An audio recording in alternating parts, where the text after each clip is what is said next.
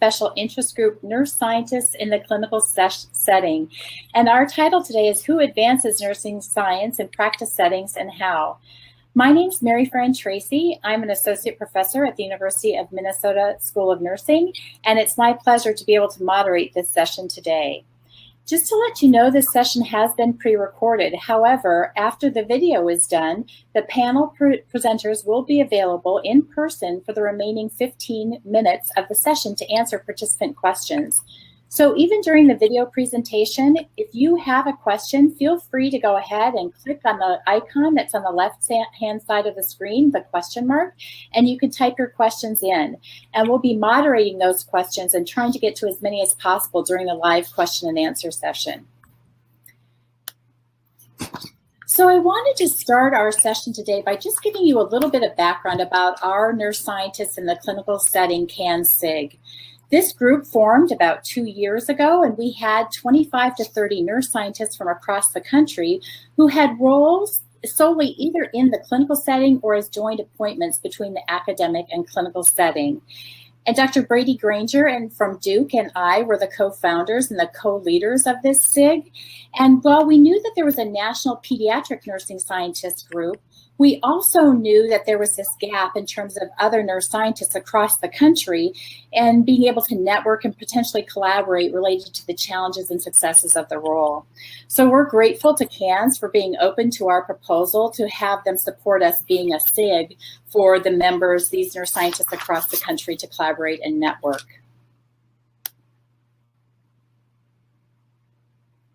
So as we've had our conversations in our SIG the past few years, either through webinars or through conference calls, we've known so far that there are nurse scientists in the clinical setting really are advancing nursing science. But there are many questions and confusion with this relatively new role. Questions about the titles we all have, questions about credentials that are required to be in the role. What the roles are, how they're structured, the purpose of them, and the infrastructure that varies across settings in terms of supporting the roles. And finally, we've often had conversations about what should be the driving force behind the setting of this and the purpose of this role. So the goals of our SIG really have been to create opportunities for networking, providing some professional development, offering potentials for mentoring and problem solving among the SIG members, and then finally looking towards the future, hopefully an avenue for potential collaboration in terms of research programs. So as we had these conversations about the questions, the confusion, how do you do it, how do I do it, really the aim of today's session then came out of those conversations. And the goal really is to generate awareness and dialogue about the role, including having a discussion about what are the expectations that people encounter when they're in these roles. What are their daily practice patterns like? And what do they use for measures of success? So our objective today, we are fortunate to have 3 panel members as nurse scientists in different roles that we will talk about, and they will touch on the distinctly varied ways that they have enacted their role, how it's been defined, how it's been implemented in their unique settings, describing the opportunities and challenges that they've encountered in the clinical and academic settings, discussing the value that they see advancing nursing science has in the clinical setting, both to profession and to society. And then finally, hopefully we'll have time to discuss the future of this role in today's environment. So it is my pleasure then to introduce our 3 panelists. The first is Dr. Karen Johnson. She's a research director for nursing at Banner Health in Phoenix, Arizona. Dr. Allison Northwell is in a joint appointment as an assistant professor at Columbia University School of Nursing and as a nurse scientist at New York Presbyterian Hospital in New York. And our third panel member is Dr. Cheryl Westlake, who is a nurse scientist and research coordinator at Memorial Care Health System in San Diego, California. So welcome to all of you, and thank you so much for being willing to participate in this panel. So I have only done just a brief introduction because I really wanted to give you the opportunity to go a little bit more in depth and introduce yourselves to our participants about your roles, your settings, and some basic infrastructure. So Dr. Johnson, would you like to start with your introduction? Or good afternoon, everyone, and thanks, Mary Fran. My role as a nurse scientist in the clinical setting began with a joint appointment that I had at the University of Maryland School of Nursing and the University of Maryland Medical Center, and was an inaugural role. I was in that role for 5 years, and then we moved to Phoenix. And for the past 8 years, I have been a nurse scientist with Banner Health, which is a healthcare system in the Southwest. We have 30 hospitals in 5 states, and we employ more than 18,000 nurses. And our hospitals that I cover include critical access hospitals, community hospitals ranging in bed size from 100 to 600, and then we have 2 academic medical centers. So a wide range of clinical settings that I cover, and a number of primary care and urgent care clinics as well. So in this role, my program of research, I would describe as being driven by clinical nurses. My passion is to advance nursing practice by leading and mentoring clinical nurses in the conduct of research and evidence-based practice to ensure that practice is based on science. Great. Thank you. Dr. Norful. Yeah, so I'm Allison Northwell. I'm an assistant professor on the tenure track at Columbia School of Nursing. I've been in this joint role for a little more than a year and a half now. Following my postdoctoral research fellowship, I was really seeking an opportunity to maintain both a presence in both the clinical setting and the academic research setting. I am an adult nurse practitioner, and prior to that, I was a nurse manager and assistant director of patient care services. So when I was first inquiring about such a role, this just seemed like the perfect fit. It merged all of my worlds together, being a formally trained health services researcher and a clinician. This role was ideal for me to advance my research program and still have a presence in the clinical setting. So the way it works in my setting is I am 50% a nurse scientist at New York Presbyterian Hospital, and the other 50% is my own independent research program as an assistant professor on a tenure track. And I cover 2 of New York Presbyterian's hospitals. I work on a team. There's about 4 of us right now. And we work under corporate leadership for New York Presbyterian Hospital, and we're all jointly appointed as faculty and nurse scientists on the clinical side. Thank you. Dr. Westlake. Sure. Thank you. Thanks so much for having me. So I am the nurse scientist research coordinator for a 4-hospital system in Southern California. We also have over 200 outpatient care settings. We have hospitals in 2 counties, Los Angeles County and Orange County. The Los Angeles County hospitals are union-based and the Orange County hospitals are not. One of the LA County hospitals is more like a public hospital that receives underinsured people. The other hospitals are more community hospital based that you would think of as sort of a community hospital. I am also an adjunct faculty member at Azusa Pacific University in the PhD program there. I've been in academia for about 30 years prior to getting this role, and this has been my dream job since my PhD and postdoc in 98 and 2000. So I'm excited to be in the role, and today is actually my 1-year anniversary. So thank you so much for having me today, and I'm excited to explore this opportunity that's available to us all. Congratulations on that 1st-year anniversary. Yeah. Made it. What a great mix of clinical settings, academic settings, the position. So I'm looking forward to this conversation. I think it'll be great. So we know that healthcare and research today are very much team propositions. Who do you see as valuable partners when you really think about successfully enacting this role? Who do you see as valuable partners? And let's start with Dr. Norful. Well, I think first and foremost, I think you need to have leadership support on both sides. And there needs to be a mutual perspective about how you want to advance nursing science. So we have wonderful support from our dean on the academic side and our associate dean of research. And then on the corporate leadership side, our executive vice president of nursing for the New York Presbyterian system also sees this mutual goal of having this academic clinical partnership. And then, of course, you also need to have buy-in of the faculty as well.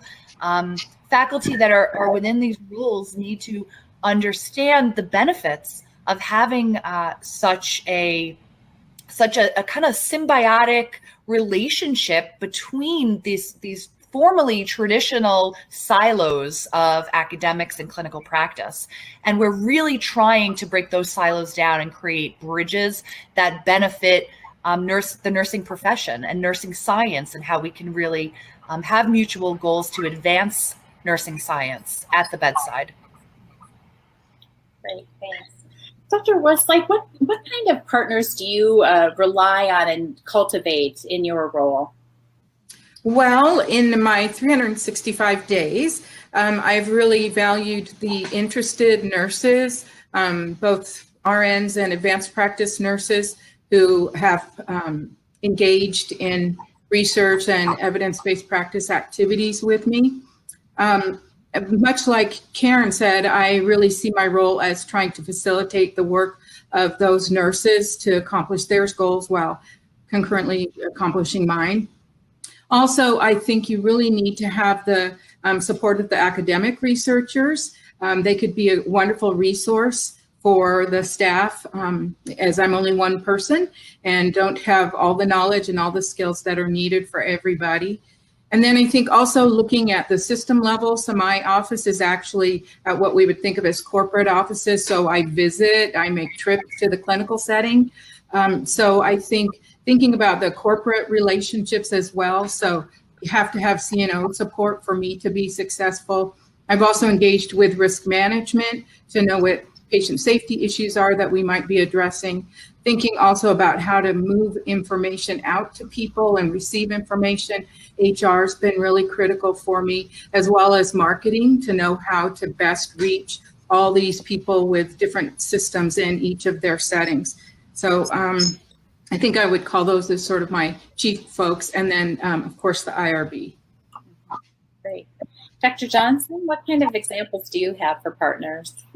I think you'll hear some commonalities, but in my role, being not in an academic setting, I think it's key to have nursing leadership support, which is, I think, a message that you've heard from all the panelists.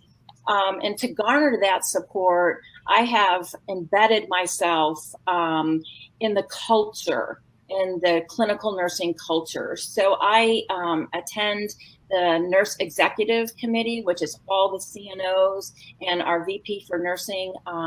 Every month they meet and I am there. So there's always one person in the room who can say, that would be a great study, or what's the evidence to support that? So not only in terms of what we do in research and clinical, but also operational processes. And it's also very important to be visible to them, to garner their support financially, for financial support, not only to support the research program, but also to support time for staff to be able to conduct research. I'm also embedded at each of our facilities. Each hospital has a research council, and I attend those, 15 of those right within Phoenix. And then I do attend virtually to all of our other research councils. So maintaining that visibility and partnership, I think, is key. I also think it's important that we show nurse leaders the return on investment, and the research that we do meets strategic and organizational initiatives. So it's really important to demonstrate that return on investment. We do partner and are developing a more formal partnership. I do have an adjunct faculty appointment at the University of Arizona, and we are solidifying that partnership with faculty. So the theme I hear from all of you really is about, it's almost everyone that you interact with in some way ends up needing to be a strong partner for you because of your ability to both need to interact with leaders on an organizational and operational level, all the way through the system down to the staff nurses who are doing the practice. So it's and the colleagues, even in the academic center, whether you're in the clinical setting all the time or not. So your last comment, Dr. Johnson, really leads then to my next question about the value. And we know that in today's healthcare world, there's always an expectation that no matter what role you're in, we must demonstrate value to our organizations. So what are the measures of success that you use in your roles? And let's start with Dr. Westlake. Okay, sure. So I think, as I alluded to in my previous remarks, staff engagement is a strong metric that's used to evaluate my role. So they don't want me doing all of my own research. They really want the staff to be engaged, to really try to enculturate evidence-based practice. Whenever there's a clinical issue, ask, what does the literature say about that? And as Dr. Johnson said, I think the idea that I've interviewed all the CNOs to know what their issues are, and we want to tie any of the work that's done to their issues and or the strategic plan so that we're driving the bus the way they want the bus to go. And as you also mentioned, we have the councils at each of the hospitals, nursing research and evidence-based councils, but also my ability to structure a system-wide council and to facilitate support for those in the hospitals in the clinical setting through that mechanism, I think are really important. I'm also trying to really engender love of the literature and literature reviews and synthesis. I know from my long time in academia, that's a very challenging task for almost every nurse I've worked with across the years. So getting people to really buy into that is, I think, an important measure of success. And then really looking at what gaps are we filling with the projects. The metrics that we, I know are part of my evaluation are to look at, are we able to maintain our magnet designation? All 4 hospitals are magnet designated. So an important part of my role is to see that we maintain those. And of course, they're all on different calendars. So that creates its own challenges. I think looking at the actual numbers of staff that are involved, and then what I would think of as sort of the more traditional academic measures of success, how many abstracts are submitted and accepted, publications, presentations, grants, the usual cadre of metrics. Okay, thank you. Dr. Johnson, do you have other examples you can add to that in terms of practice models or other things where you measure success? I think absolutely, I agree with everything that Cheryl said. They are also my metrics. But again, I make sure, as I spoke earlier, that return on investment, that the research that we do meets strategic initiatives, is the research is driven by our professional practice model. I think also I look for how is our research changed practice? So we don't do research for the sake of doing research because it is fun, but how are we using our research to change practice? And again, for magnet support, 4 of our hospitals are magnet designated. But, you know, the interesting thing is that we don't just do research at our magnet designated hospitals. That culture, once one hospital in a system becomes magnet designated, that culture permeates. And so I have no problem getting nurses to call me and get engaged in research at even our small community hospitals. So I absolutely would agree with everything that Cheryl has said. Thanks. So it can seem fairly straightforward in terms of the benefits to the practice setting because of the magnet status, with nothing else, but other measures as well. Dr. Norful, what do you think you would say to those in the academic setting? What do you see the benefits of this kind of joint partnership, a joint appointment to the academic setting? Well, I think Karen actually tapped into it a bit. when you have this joint role as an academic faculty member, and I'm on a tenure track, and it's a traditional tenure track with certain milestones that I have to meet, I will say that in the past year and a half since I've been in this role, my research program has really taken off. And I really attribute that to the fact that I am immersed in this organization that has all of these resources I need for my own research program. So prior to being in this role, as a health services researcher that does a lot of healthcare workforce studies, it's often very challenging to be an outsider that comes into an organization and says, oh, I want to study you. There's not necessarily as much buy-in, but when you're one of them, when you are part of the organization, there is this kind of solidarity, and we're going to do this together. So from the academic perspective, it benefits me in my sampling, in my recruitment.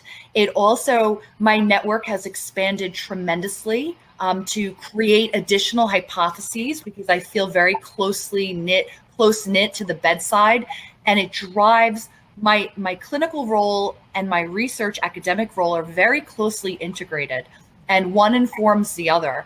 So I think that it also is a potential pipeline for additional academic research faculty. And what we have done at Columbia is we have two things. We have an academic research fellowship, which is almost like a certification program where nurses can get formal training in research methodology. But also we are just starting also a part-time PhD program, which is the first at Columbia, specifically for NYP nurses.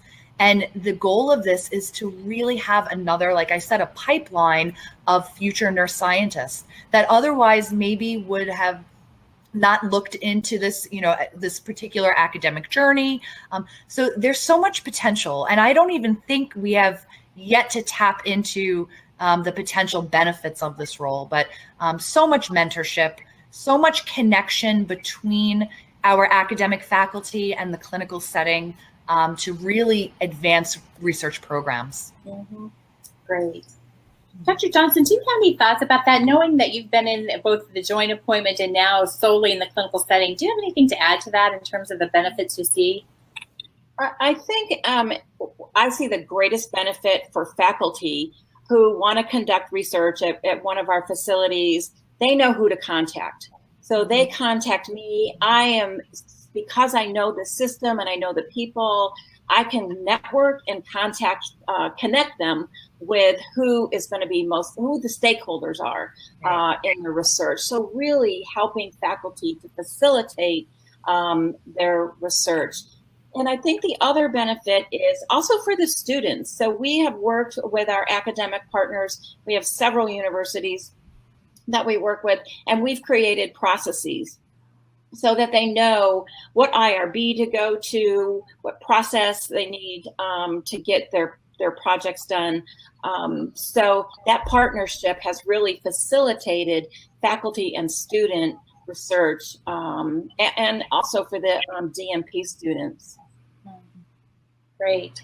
Dr. Westlake, do you want to talk a little bit about the benefits for nurses, staff nurses, APRNs, and then providers? Is there any benefit to the providers that they work with?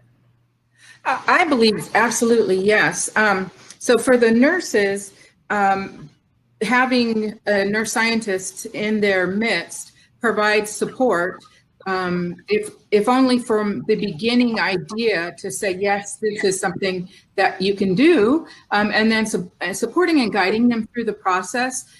So I think that's been very helpful, as also was mentioned, facilitating their advancement educationally. So we have a lot of nurses who are in school going back for either a baccalaureate or an advanced degree, and being able to support them in projects that they need to do for school, I think is really helpful to the nurses as well.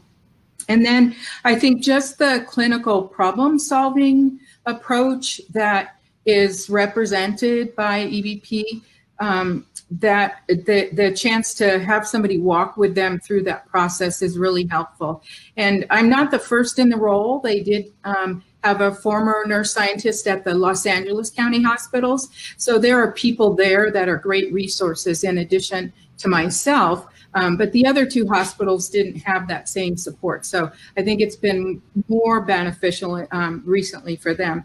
And looking at the providers, I think the fact that they have colleagues, nursing colleagues now, who are more knowledgeable about research and are questioning, is this the best way to do something?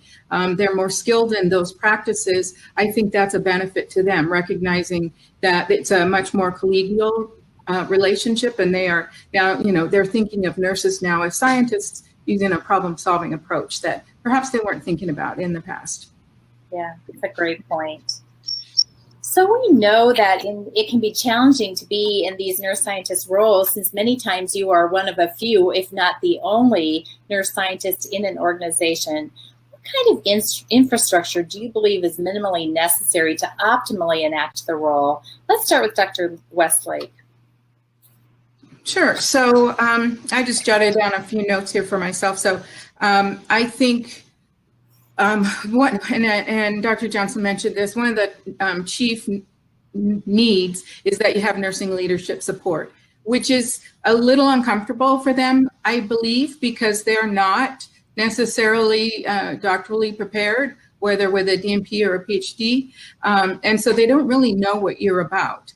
They just think it's probably a good thing. So I think really being able to help them understand. So I always feel like I'm educating marketing myself in every interaction. I think also that the staff need to have access to resources. So it would be helpful for them to have resources that are accessible to them from home or from work. And that's not always the case. And it's certainly a challenge, because finding time on a busy 12-hour shift to do any additional work is challenging. So I think that those resources, thinking about library resources as well. So we do have a medical library that's available online. It would be great if it was better. And I know, again, from academia for 30 years, we heard the same thing. The library is never enough. But I think that's a very important resource. And as I mentioned, the IRB, and an IRB that's knowledgeable about nursing research. So, having been on the IRB in the academic setting, you're looking at, are we doing an animal study or a human study? In this setting, we're looking at, are you doing a drug study or a device study? And what's a nursing research study? So I think that's a helpful resource. Again, part of my role is to educate them. Another would be to have somebody that has biostatistical knowledge. If not the nurse scientist, then somebody needs to have that, and also the resources to do that. So when I came there, I happen to love stats, which I know makes me an odd person, but I love that. I taught that, and I think, we would just do what I've always done. There, no resources for that. So I think that, I've since obtained those, but I think that's something that's critical to think about. And not just quantitative resources, qualitative resources as well for analysis. And then to think about who are the mentors for people in conducting their research, but beyond myself, and then who can help with the education. People don't want to listen to me all day, every day. So to think about that. And then looking at the council structures. As Dr. Johnson mentioned, those have been really important, attending those from the get-go, being there so they could meet and be able to ask questions right now and get answers right now. And then I think the other resources to consider are around grants writing. So particularly in these difficult times now, all health systems are challenged financially. So being able to say we can do this project without taxing financially the system, I think would be great. And so we're looking at grants to support that. But do you have those available in your facility? I think those are critical. And that's a whole big package in and of itself. Great. So Dr. Johnson, go ahead. Yeah. I was just going to add a little bit to that. Again, about the grants and the financial support and ways and mechanisms that both at Maryland and here in Baltimore that have been successful. here at Banner, we have an internal campaign for employees to give. So some may give to the United Way, or we have foundation funds within Banner. So I helped to develop the Nursing Development Fund. And so employees can contribute to that fund, and that specifically goes to support research and evidence-based practice in our research fellows and our EBP fellows. Not salary support, but it's support for them to do research, to get some internal funding. And the other part that we've been successful at, both at Maryland and here at Banner, is to partner with our academic colleagues. And so once a year, we put out a grant request for proposals, and I call them each side of the street. So academia and practice settings put in an equal amount of money, and then we stipulate that the co-PIs, one must be faculty and one must be a nurse from the practice setting. It's been very successful for us, definitely in the practice setting, to have that mentorship, but it's also a great way, particularly for junior faculty who need to get some startup funds for pilot funding. So there are ways that, unique ways that we can fund these projects in the clinical setting. And do you have donors, patients, families that also then contribute to that nurse development fund? Yes, exactly. And we've gotten a lot better in the practice setting and as nurses when patients or families say, "Oh, we'd love to, give you something. What can we give you?" And we, give them information, and then we partner with our foundation folks to help us work with those patients and families to contribute to that fund. Great, thanks. Dr. Norful, do you have anything to add to the infrastructure that you really have found helpful? Yeah, so definitely I agree with what Dr. Westlake had said. I think first and foremost, there are some foundational kind of infrastructure you need in place. And every single hospital has to be treated as its own individual institution, even within the same system. So when I first started this role, I was tasked with getting research up and running at 3 NYP hospitals, and each hospital completely different resources. Some had their own IRB, some did not. So then we had to say, okay, we need to make sure we establish who is the local IRB for this particular hospital. The second thing was some had a medical library, some did not. Those that did, the medical librarians weren't necessarily used to working with nurse researchers. So it was a lot of face-to-face time. I thought it was really important for me to build relationships with these key stakeholders to understand what the needs were. The second thing was that if a medical library was not in place, we can't just automatically say, okay, now we want a medical library, right? So having access to do literature searches. So do we have a license agreement with CINAHL or Ovid Medline? You need to get the nurses resources to do what you're going to teach them to do.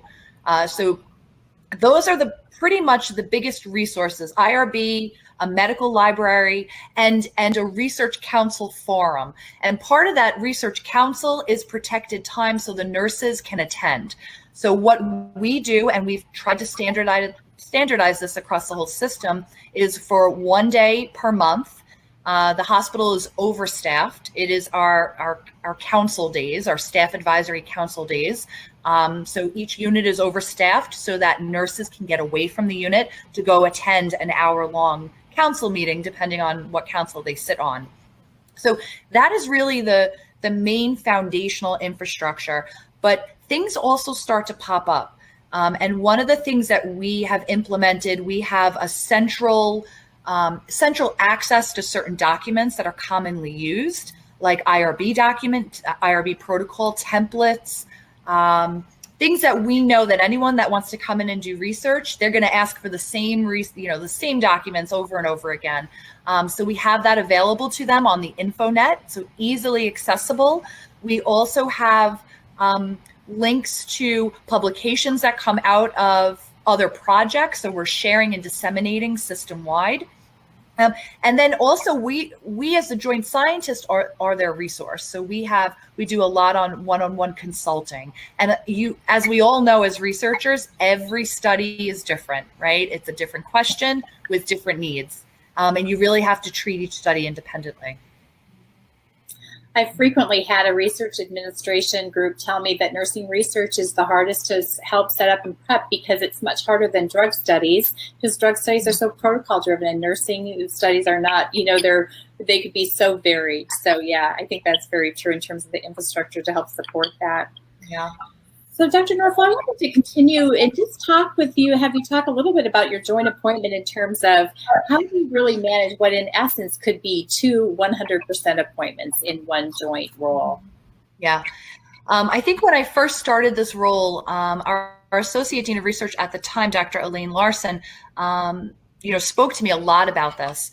And her best advice that she gave me was make the hospital your lab. And I think ultimately that's what I have done. All of my own research program has to do with stress in the nursing work environment, the role of nurses and advanced practice nurses within interprofessional teams. So I have, over the course of a year, have learned how to leverage my resources both in the academic setting and in the clinical setting to really make sure I am still staying on target with my own tenure milestones and my own personal goals in research.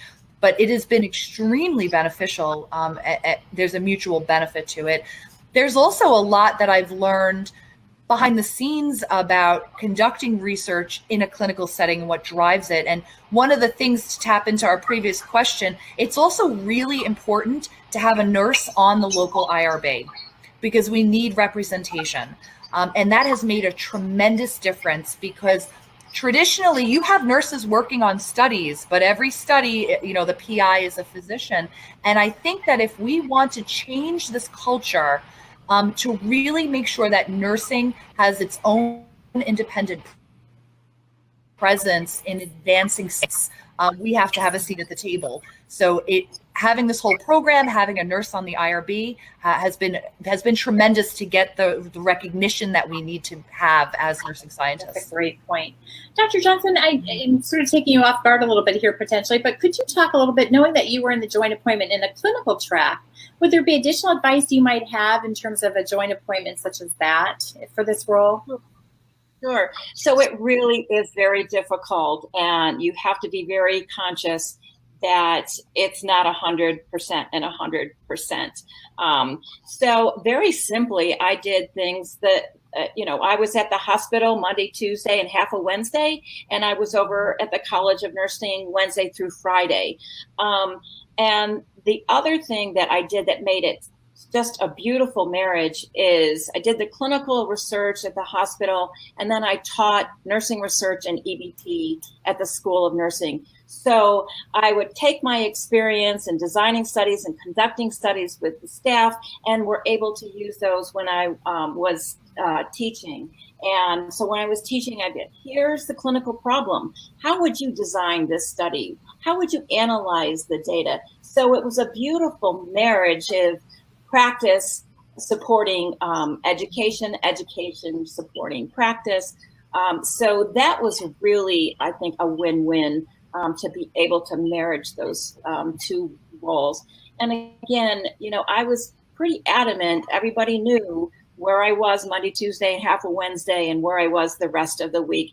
And it took a little time because, everybody wants a meeting, and it is easy to walk right across the street to that meeting. It doesn't seem like much, but it is.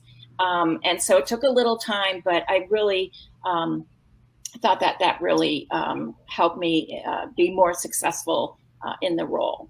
And again, the support of the academic dean of research, my department chair, and then the hospital CNO. Great, thank you. So for the next question, the numbers of nurse scientists in those roles have truly increased, particularly in relation to achieving magnet status. How do you see this role in terms of advancing nursing science beyond simply meeting magnet criteria, having perhaps a larger purpose to really support these roles and what we're doing for our profession and for the people that we care for? Dr. Westlake, do you have thoughts on that?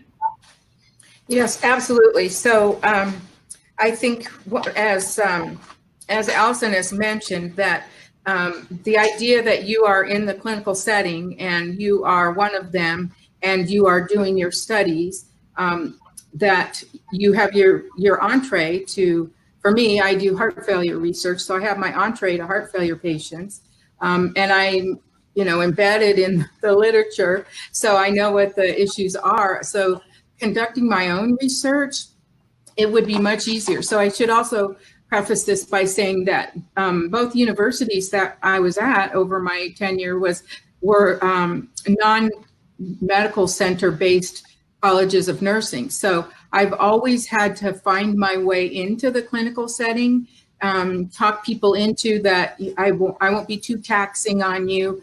This could be mutually beneficial, et cetera, et cetera. And so now being in the clinical setting, and there they are, my subjects are sitting right there. And, there are nurses who are looking for me to help them to conduct those studies. That's great. So for me, I think that's been one of the great benefits of being in this role. I think also the fact that we are able to directly increase the knowledge and skills of nurses.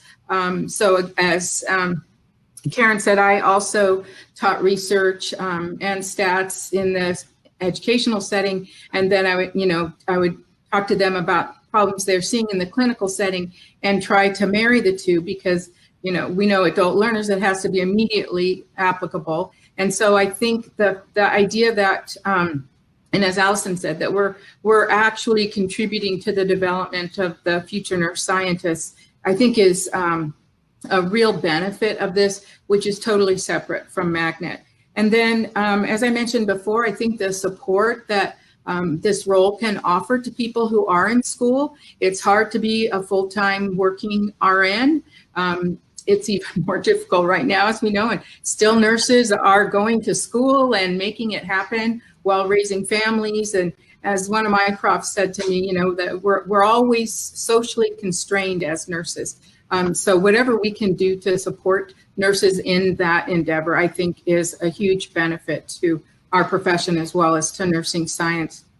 And the bottom line, I think, is that we are there to improve patient care. So whatever the research, whether it's health services research or it's clinical research at the bedside, whether it's dealing with heart failure patients and trying to improve care for them, my personal reason for being a nurse and my reason for being a nurse scientist is to improve the patient care. So I think that is ultimately the biggest benefit of this role. Great. But you can get going forever on that, so I'll be quiet. Yeah, as you could for many of us on all these questions, I think. Dr. Johnson, what are your thoughts about the purpose of this role beyond simply achieving magnet? Yeah, so I want to reiterate what I said before, that the magnet culture transcends. And, we just don't do research at our magnet designated facilities, and we don't just do research at our academic medical centers. We do it across the entire system. So it really is that culture and creating that culture. I think a great opportunity that we have as nurse scientists in the clinical setting, as more and more hospitals become part of larger and larger systems. As nurse scientists in the clinical setting, we have access to multi-site research. And I think that is really a strength. I think when we just do research at a magnet designated facility, that's one facility, maybe a small sample size, and so the generalizability it can be limited. When we do research across multiple sites, academic medical centers, community hospitals, it really strengthens our science, and we have larger sample sizes, we have more rigorous protocols, we have more nurses involved in research. So I think that that's really a strength of this role in advancing science is being able, as Allison said, having access to this huge laboratory that we can do research in. So having multi-site studies and more nurses involved, I think really strengthens our role and advancing nursing science. The other thing that we haven't really mentioned that I know all of us have done and that is empowering nurses. They get so empowered to conduct research and to be part of, we conducted this research and changed practice. And so many of the nurses that I've worked with, at least a dozen of them have gone back for into doctoral programs, whether it's a DNP or a PhD. So turning them on to research, I think, is also one of the great outcomes of our role. And on a personal note, I'll tell you this great story of a research question that started at a very small community hospital in the ICU, 100-bed hospital, and they wanted to know how they could better assess patients after they were extubated, assess patients for post-extubation dysphagia. We went to the literature. We didn't find any tools out there to help us assess patients. We developed one. We validated it. We published it. We presented it at NTI and published it in American Journal of Critical Care. And that study from that small little unit in that community hospital has now, that assessment tool has been translated into 5 foreign languages. So, it's so empowering for nurses to be able to participate in research, and they begin to love it, and they're not afraid of it. Yeah. That's a great example of advancing nursing science, right? Nursing science that truly impacts at the point of care with patients. Yeah, that's a great example. So a couple of you, all of you, I think, have mentioned, nurses going back to school. And let's just take the PhD example. So you have nurses who've probably seen you in the clinical setting, sort of know a little bit about your role and go back to school, perhaps with that role in mind. But what would you say to PhD students who, hopefully there are some on this, viewing this panel presentation? What would you say to them about, if this is like a new concept to them, they're interested in exploring, what advice would you give to them? And Dr. Norful, I wonder if you'd be willing to take the first stab at that question. Sure.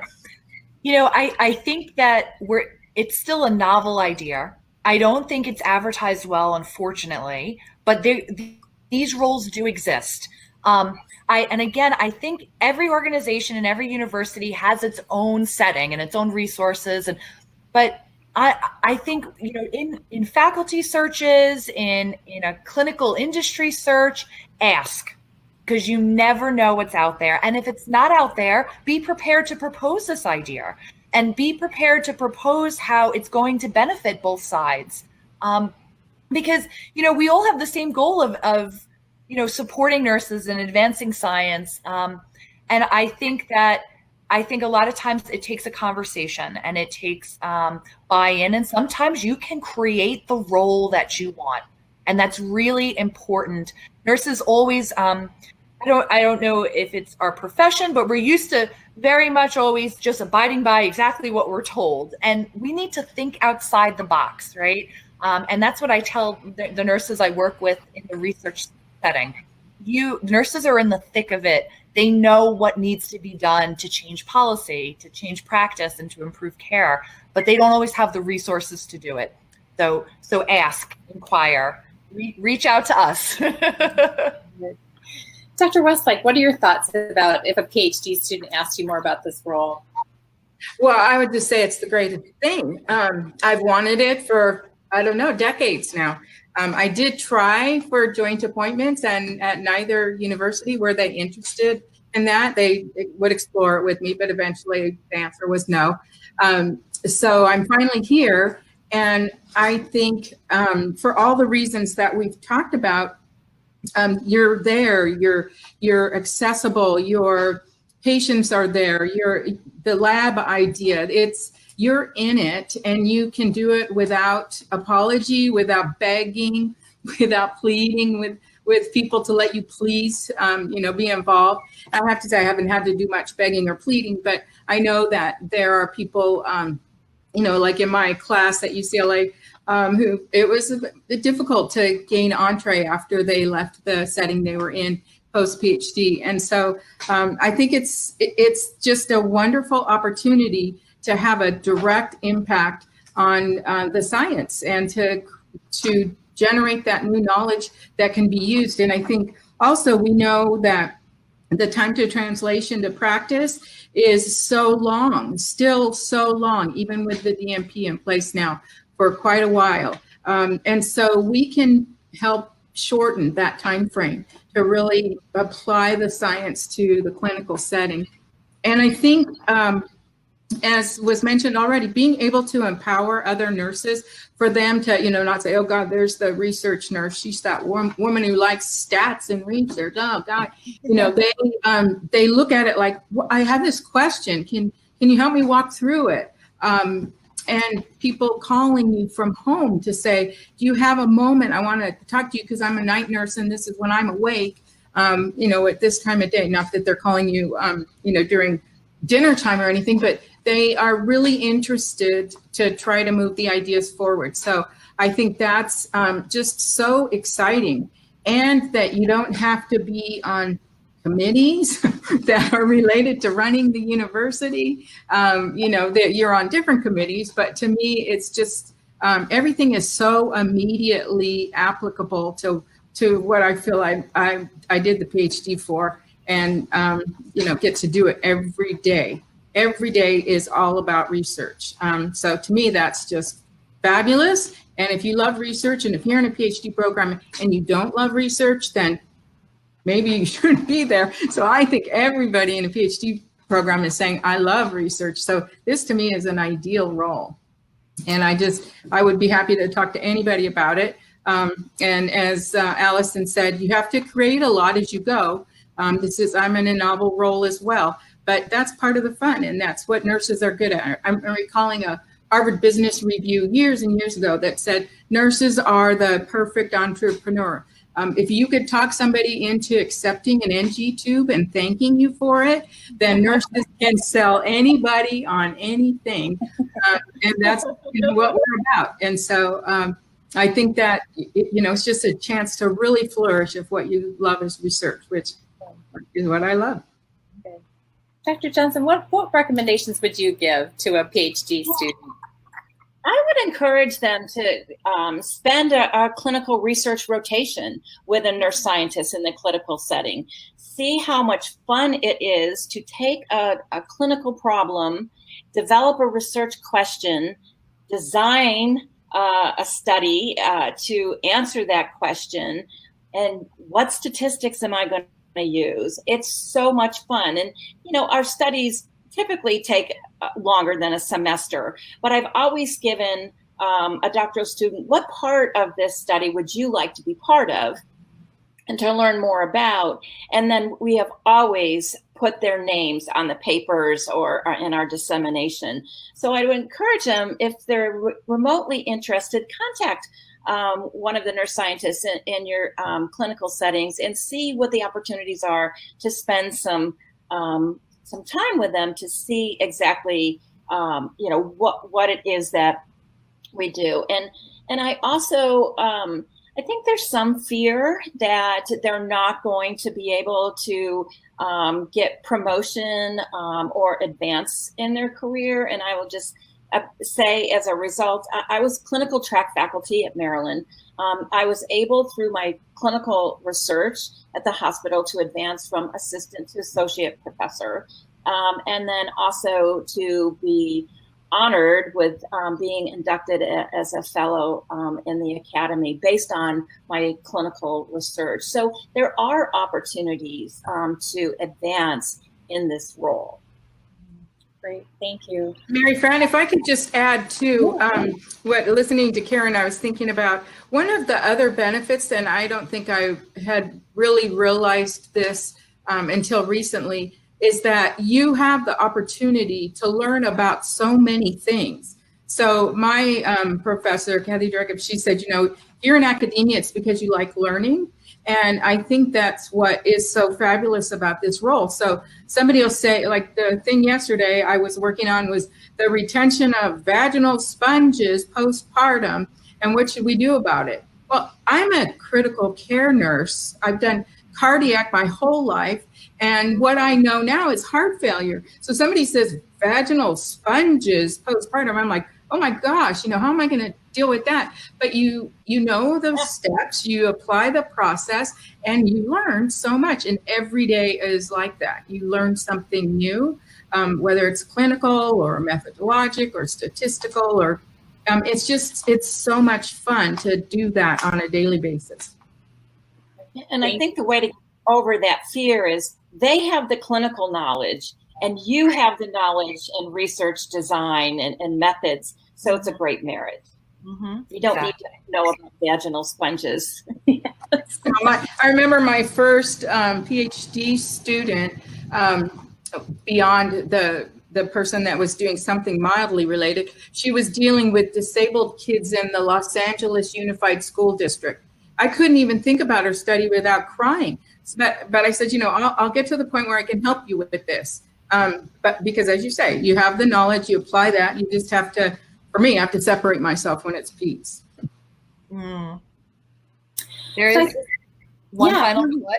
Yeah. And I know that Cheryl and Karen will agree with me. There's nothing better than watching a nurse kind of advance through the whole process of having this amazing idea and not knowing what to do with it, and then guiding them step by step, and then they finish their study. And you're so proud of them, you're just so proud and excited for them.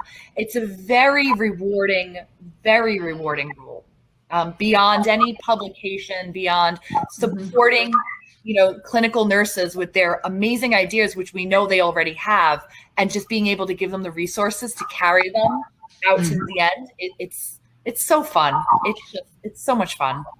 And they're doing it for the problem solving, for the clinical applicability. It's not for money. It's not for a degree. It's just because I have this question. Exactly. They want to improve care. Nurses want to improve care and the environment for themselves. And this is a way to do it. And it's great. Mm-hmm. So we just have a few minutes left. So I am wondering if each of you has some final thoughts about, of course, we're passionate advocates for the nurse scientists in the clinical setting, whether it's that their sole role or they're in their joint appointment. So do you have any thoughts on how we could expand this role on a consistent professional level? Let's start with Dr. Norful. Any thoughts about that? How to expand the opportunities for this role? Oh, gosh. I mean, I think it will in turn. I think we are changing the culture, not only nationally, but internationally. And I think little by little, as more and more organizations adopt this type of academic practice partnership, joint scientist role, the benefits are going to be obvious. And you're going to see certain hospitals that have these roles embedded into their infrastructure. You're going to see all of the literature and all of the evidence pouring out of these organizations. And I think it's a culture change. I think it's a new role. And a lot of times, both in the academic and the industry silo, you have to show them deliverables, right? You have to show them metrics. And why is this a good role? But I think even in the past 5 years, this has expanded tremendously. Thank you. Dr. Westlake, any final thoughts you'd like to add about the future of the role? Gosh, well, I would say, as Allison was saying, the studies will pour out. I think as nurse scientists, I think we need to be intentional about that. I was thinking when Karen was talking that when you're in a nurse scientist role, you know the language you speak, and you can speak that language to other nurse scientists. And other people may not speak that language. There aren't a lot of people that love research in nursing.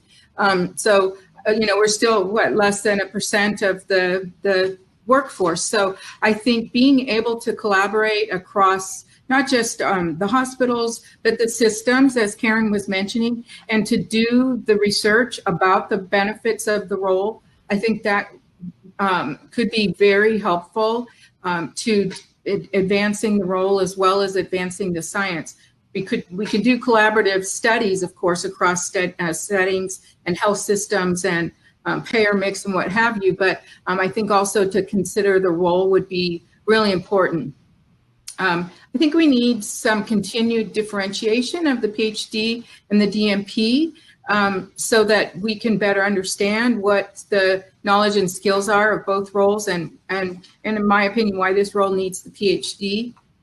And especially as I've worked, some of the first people that asked to work with me when it came were the DNP people who said, I don't know how to do this, but I know you do, so can you help me?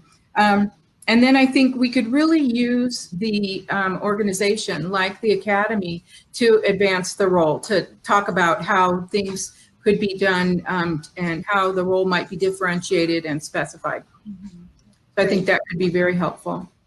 Thank you. Dr. Johnson, any final closing thoughts about expanding the role? Yeah, I agree with everything, and not to repeat, but I think that this is an opportunity. I love this panel and being able to present the role to our colleagues, particularly in the academic setting. And I hope that we've convinced you that we are advancing nursing science in these roles. So I'd just like to thank you, Mary Fran, for putting this together and allowing us to really brag and tell about our passion with these roles. Oh, well, we have reached the end of our time for this portion of our session. I just want to say thank you so much. It's been so fun to participate in this dialogue with you. You have such great ideas. That passion certainly comes through, and it certainly provided examples of how you, on your daily basis, are advancing nursing science for the patients that we care for. So I'm really grateful for that. Thank you as well to the participants who are attending this session. And we're ready now to transition to the live question and answer portion for the remainder of the session. And we're looking forward to the questions that you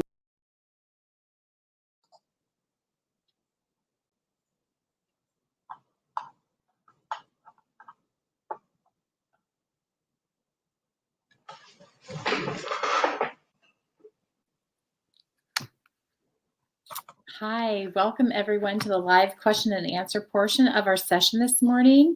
I think we're waiting for Dr. Johnson maybe for her mic and her camera to come on.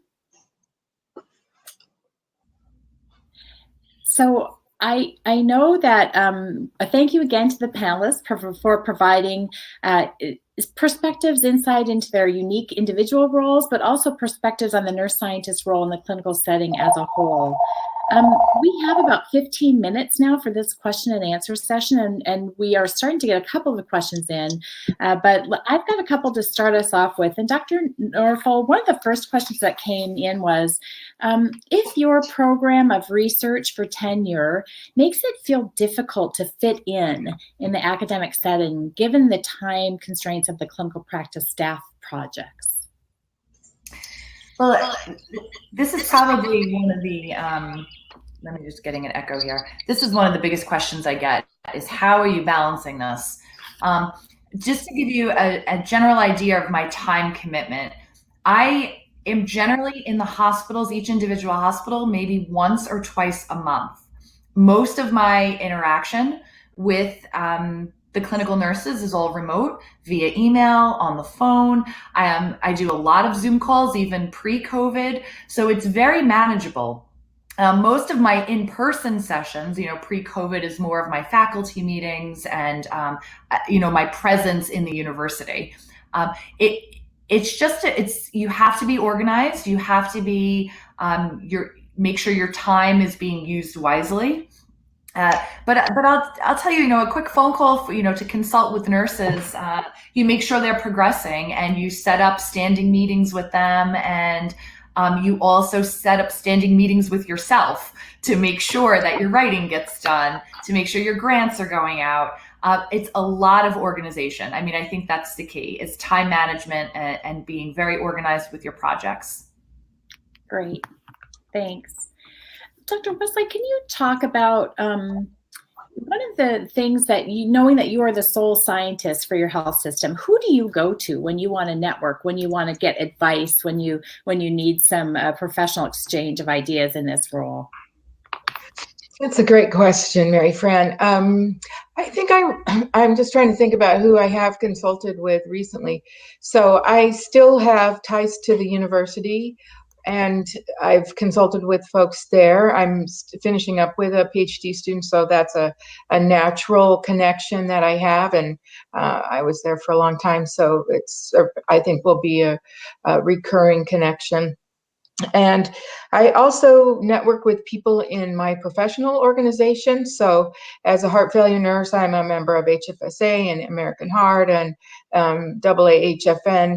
And so all the people that I've met over the years in those organizations and continue to meet now, even in this COVID setting, new people, I should say, they've been a great resource to me. And I spend a lot of time in the literature trying to see if the literature can answer my questions as well. For instance, we had a call yesterday about how to better enculturate EBP into the clinical setting. And so the first thing I do is go to the literature and say, so what have other people done?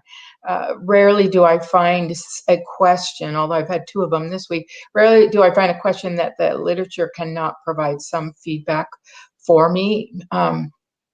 So there's that. And then just the other nurse scientists that I know, people that I know that are in this role, like I consulted with you since we did the recording. So I think just there've got to be a lot of different people that are available to support. And it is really important as the solo person to have those resources. I'm thinking about when I was a new clinical nurse specialist, almost 40 years ago, that we were the only person in each setting. And so we created the California CNS network, and that has evolved over time, and I'm still involved with that organization, still a really important group. So I think, there are varied types of groups and people with whom you might consult that can really be a resource for you, but get them because you need them. Perfect. Great examples. One of the other things that I'm wondering is, how do you maintain, Dr. Westlake, for sites in your healthcare organization? And if we're able to get Karen back on, we'll be asking her this as well for the 30 healthcare institutions in her organization. How do you maintain visibility across those sites? Gosh, that is such a challenge, especially with COVID. So I started the end of August 2019. I went to all the hospitals. I had sort of a list of the people who were educators, who were magnet people, the CNOs. I interviewed them. I created an interview guide to ascertain the same sort of information from each person. And my last question was, who else should I meet with? And then I went to those levels of people, and then COVID hit. And I had not met everybody that needed to be met. Obviously, there's no way to do that in a couple of months.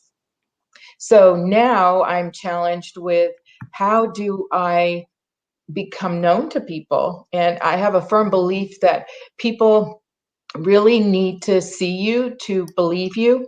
That was one of the first books we read in our PhD program, and I thought, this is such a dumb textbook to be required to read for a PhD. I came for science. I came for research. Not you've got to be heard to be believed. But I've used that information in that book so often, and now here I sit saying, how can I reach these people that I can't even see, that I can't, I'm not even able to go into my office at this point. So it's really challenging, and it feels like sales. Cold calling people and saying, hi, I'm the not so new anymore nurse scientist, that kind of thing. But it's what has to be done. And just trying to think about other ways that I could get information out there. One of the first things I did was, we have an intranet. I think Dr. Norful talked about this. We have an intranet as well. So I created a website there for nursing research and evidence-based practice. My picture's on the right-hand side, so that, I've got to be believed to be, or I got to be seen to be believed is kind of my thought there. And then I have all these resources that people are starting to use. And so now as some people use it, that's spreading and they're sharing the good news about what's available. And then they're calling. So I had planned to have office hours, 2 hours or 2 days a month at each hospital. And then we have these 200 outpatient care settings. So there's no way to do that at these other sites, but to have what I think of from the academic model as office hours, to just be there and be available. So hopefully when we get through this little hiccup, I'll be able to implement that in the future.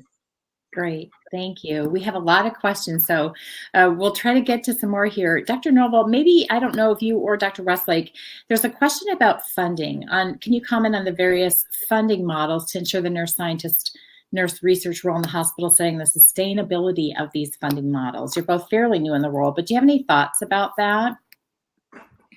Well, my funding is typical of any, traditional academic role. So, I continually applying for foundational and extramural funding. Funding for the studies that are conducted in the hospital, it's pretty, for the hospitals I cover, it's pretty rare that we are actually, as a clinical organization, applying for extramural funding. A lot of the funding, first of all, some of the studies, they don't need funding to be conducted.